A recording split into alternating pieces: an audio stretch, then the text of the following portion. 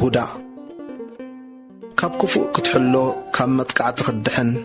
صلاي كابخا كرحق كاوصا ورد كاب عقب كلكلت تقاومتي حصرات قبرلكا فلاصا كورورلكا كينات كلعلكا هاجرن حزبن نمدحن عقم خنسكا كوحدكان والقسبات نبيتسبن كواغلهم اذ كله ناي هيوت حقي نمنبر زغبر كينات ايو بكل عقمنا نكلاخل تكبرن بلصن زخونه نعنا نمغبار اذ كله كابتي جهدن حساباون زخونه متقعتي نايغزابير قالن اتوهبت ناي زلالم هيوت نزل عالم عصبينتهم نخرسو زوكلون بأمننت زعبون ايو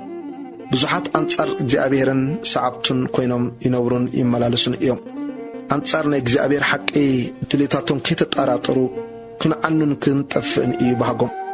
ነገር ግን ናይ እግዚአብሔር ሐቂ ግና ንቀድሚት ይደፍእ በቶም በእምነት ህይወቶም ንወደ አምላኽ ዝሃቡ ተጸይሩ ተሐሊን እዩ እዚ ክቡር ሐሳብ ዘፍር ሐላፍነት ንተልኽኡ ዓቢ ሐላፍነት ዘውህብ ዕድል እዩ እዚ ናይ ይሁዳ መልእኽቲ ንኹሎም አመንቲ ኣብ ዝተፈላልየ ቦታ ዘለዉ እዩ ተቃውሞ ክመጽእ እዩ ክፉኣት መምሃራን ክትስኡ እዮም ክርስቲያናት ግና ንእምነቶም ደው ክብሉን ክቕጽሉን نحاسد كقاومو ناي እግዚአብሔር حيال تكبار حدغنيانتن مقصاتن متنققتاتون كحسبو እቶም አንበብቱን ንእምነቶም ከዕብዩ በጸሎት ምስ ክርስቶስ በመጥባቅ ርእሶም ክሕሉ ንኻሎት ክሕግዙ ንሓጢያት ክጸሉ እዩ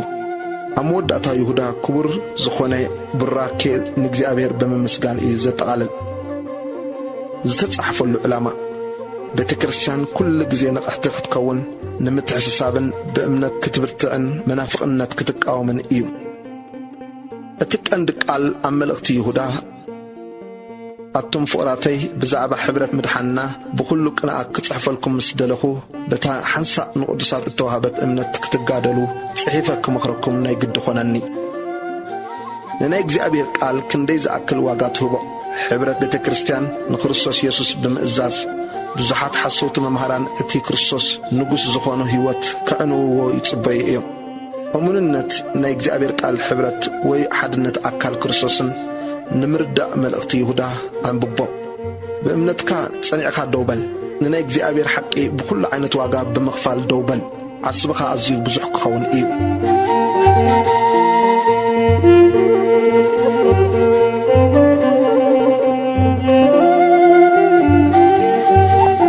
እዚ ዝረአናዮ ድሕሪ ባይታ ናይ መልእኽቲ ይሁዳ ክኸውን ከሎ ቁጽሪ 1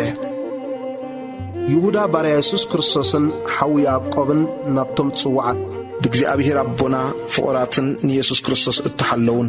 ምሕረትን ሰላምን ፍቕርን ይብዛሕኩም ሓሶውቲ መምሃራን ከም ዝፍረዱ ቁጽር 3 ኣቶም ፍቕራተይ ብዛዕባ ሕብረት ምድሓንና ብኩሉ ቅንኣት ክጽሕፈልኩም ምስ ደለኹ በታ ሓንሳእ ንቅዱሳት እተዋሃበት እምነት ክትጋደሉ ጽሒፈ ክመኽረኩም ናይ ግዲ ኾነኒ ገለ ሰባት ካብ ቀደም ነዚ ፍርዲ እዚ እተጻሕፉ ፍርሃት ኣምላኽ ዘይብሎም ነቲ ጸጋ ኣምላኽና ናብ ርክሰ ዝልውጥዎ ነቲ ሓደ በይኑ ገዛእን ጐይታናን ኢየሱስ ክርስቶስ ዝክሕድዎ ስሉኽ ኢሎም ኣትዮምኹም ኣለዉ ቁጽሪ 5 ግናኸ ሓደ ጊዜ እኳ ንኩሉ ፈሊጥኩምዎ ክነስኹምሲ ጐይታ ንህዝቡ ካብ ምድሪ ግብፂ ኣድሒኑ ደሓር ነቶም ዘይኣመኑ ከም ዘጥፍኦም ከዘክረኩም እደሊ ኣለኹ ነቶም ሰፈሮም ዝሓደጉ እምበር ማዕረጎም ዘይሓለዉ መላእኽቲ እኳ ብናይ ዘለዓለም መቃውሕ ዳኣ ትሕቲ ጸልማት ነቲ ፍርዲ እቲ ዓባይ መዓልቲ ዓቒርዎም ኣሎ ከምኡውን ሶዶምን ጉመራን እተን ኣብ ከባቢአን ዝነበራ ከተማታትን ከመታቶም ብመገዶም ዘመንዘራ ደድሕሪ ስጋ ጓናውን ዝሰዓባ በቲ ዝወረደን ቅጽዓት ናይ ዘለዓለም ሓዊ ንመሰክሐ ኮይነን ኣለዋ ቁጽር 8 ምስናይዚ ከዓ እዚኣቶም ከምኡ ገይሮም ብሕልሞም ንስጋኦም የርክስዎ ንጐይትነት የቃልሉ ንማዕረጋት ክብሪ እውን ይጸርፉ ኣለዉ ሚካኤል እቲ ሊቀ መላእኽቲ ግና ብዛዕባ ስጋ ሙሴ ምስ ዲያብሎስ እናተኸራኸረ ምስ ተማጐተ እግዚኣብሔር ይግናሕኻ ደኣበሎ እምበር ፍርዲ ጸርፊ ክዛረቦ ኣይደፈረን እዚኣቶም ግና ነቲ ዘይፈልጥዎ ይጸርፍዎ በቲ ብባህርዮም ከምቶም ኣእምሮ ዘይብሎም እንስሳታት ገይሮም ዝፈልጥዎ ብኡኡ ነታ ርእሶም የጥፍእዎ ኣለዉ ብመንገዲ ቃየል ስለ ዝኸዱ ምእንቲ ዓስቢ ብስሕተት በልዓም ጸደፉ ብዕልወት ቆራ ኸዓ ጠፊኦም እዮም እሞ ወይሎኦም እዚኣቶም ብዘይ ፍርሃት ምሳኻትኩም እናበልዑ ንርእሶም ዝጓስዩ أبتناي فقري معدكم سياقيتو إيوم نفاس نيو نجو زدفقو ماي زيبولو دبنا زي فريح كلت سع زموتا كابسولان اتمون قصا أقوام حقاي نتنور رأسهم زعفروا برتعات معبل بحر برقرق زبلو كواخبتي إيوم نزياتهم قب زبالة سلمات نزل ألم تعقير لهم اللو قطري 14-15 هنوك اتسابعي كاب أدام نزياتهم إنه قويتان خلاتهم كفردهم إلو مساء ألافات قدساتو متسيالو نتهم فرحات اكزيابير زيبلهم كلاتهم دما بزعبا اتي زقبرو كله كي قبرن بزعبا اتي حتآنن قفعتن بزعبو اتزاربو زبالو كل زربا درقنان كقصعهم إيو إلو تنبيلهم زياتهم مع زمزمتي نعدلهم زنقفو كم فتوتهم زملالسو إيوم عفهم قال تعبيتي زارب من تطمي رأسهم كأ نقط سب ينقدو مخرن سمعتان قطر 17-18 نسخاتكم قنا أتم فقراتي نتي توم حواريات قويتانا يسوس كريستوس أبتدحراي الزمن بوكي فتوتهم زملالسو ملاقص تكتنسو إيوم إلهم قدم زنقركم قالات ذكروا زياتهم مفللاي زمتسو منفس زيبولهم سقاويان إيوم